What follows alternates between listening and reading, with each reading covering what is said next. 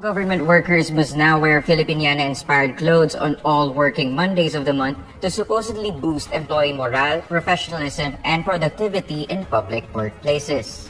In its Memorandum Circular Number 16, the Civil Service Commission sets a new dress code for government officials and employees, whether working on-site or under flexible arrangements. The agency says the new dress guidelines promote the use of native fabrics in line with Republic Act No. 9242 or the Philippine Tropical Fabrics Law. Under the revised dress code, government workers must wear ASEAN-inspired attire on the first Monday of the month, referring to the Association of Southeast Asian Nations.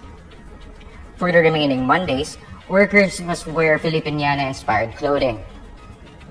From Tuesday to Friday and on working weekends, the Civil Service Commission says agency-prescribed uniform should be worn, while smart, casual attire will do for days without the designated uniform.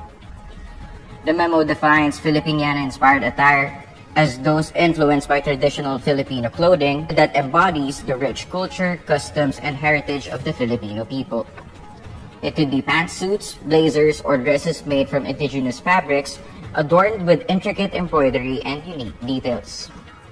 On the other hand, ASEAN-inspired refers to clothing influenced by the traditional clothing of ASEAN member states.